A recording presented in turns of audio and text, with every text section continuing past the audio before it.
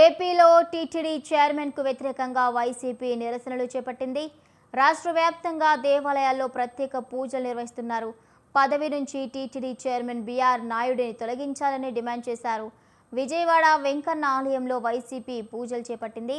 తిరుమల పవిత్రతను కాపాడాలని TTD chairman BR నాయుడిని వెంటనే పదవి నుంచి తొలగించాలని వైసీపీ నాయకులు డిమాండ్ చేశారు.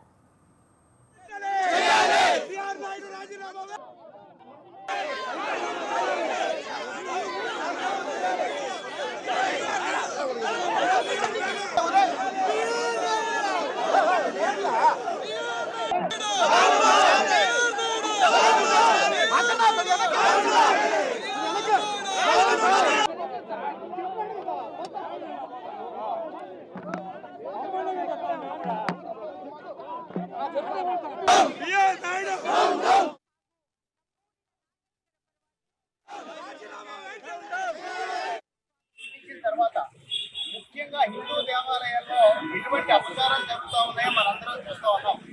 ఎప్పుడు కూడా చరిత్రలో లేని విధంగా మరి ఆ తిరుపతి దేవస్థానంలో వైకుంఠ ఏకాదశి రోజున మరి ఎంతమంది ఆ తొక్కిసలాట్లో చనిపోయారో చూసాం మనం. అలాగే సింహాచలం దేవస్థానంలో ఎంతమంది చనిపోయారో మనం చూసాం. అలాగే కాశీపుక వెంకటేశ్వర స్వామి దేవాలయంలో ఆ తొక్కిసలాట్లో ఎంతమంది మరణించారో చూసాం. ఈరోజు చంద్రబాబు నాయుడు గారు నిజంగా హిందువుల మీద గౌరవం ఉంటే, హిందూ మనోభావాల మీద మీకు ఏమన్నా నమ్మకం ఉంటే, ఈ రోజు ఇటువంటి వ్యక్తిని మరి టీటీడీ చైర్మన్ గా నియమించిన తర్వాత ఇటువంటి అపచారాలు జరుగుతున్నాయని చెప్పేసి ఆయన ఎప్పుడో గ్రహించి ఆ చైర్మన్ ఎప్పుడో తొలగించాల. మరి ఈ రోజు మనం చూసాం, ఆయన ఏదైతే బీఆర్ నాయుడు గారు 70 సంవత్సరాల వయసులో మరి చెయ్యిపోలేనటువంటి మరి ఒక మహిళ పట్ల, ఒక పరాయి మహిళ పట్ల మరి కౌగులించుకొని మరి అది ఆయన మళ్ళీ ఆయన దాన్ని సమర్థించుకోవడం మరీ దారుణం అనమాట.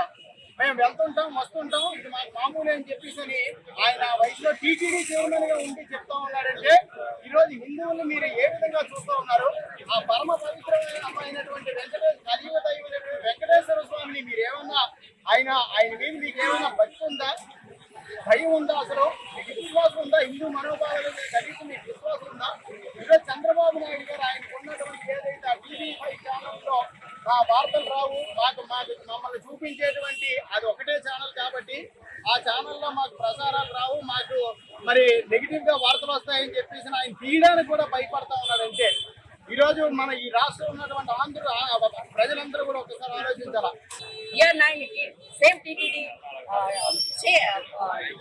ఇతన్ని సస్పెండ్ చేయండి అని చెప్పి, బీఆర్ నాయుడిని సస్పెండ్ చేయండి అని చెప్పి చెప్పడం జరుగుతూ ఉంది. అయినప్పటికీ కూడా నిర్ణయం తీసుకోవడంలో ఇతను మేనేజ్మెంట్ లెక్క పెడుతున్నారు. అంటే మీరు వీటిని ప్రోత్సహిస్తున్నారు అని చెప్పి క్లియర్ అర్థమవుతుంది. అంటే ఎన్ని తప్పులైనా చేయండి, ఎన్ని పనులు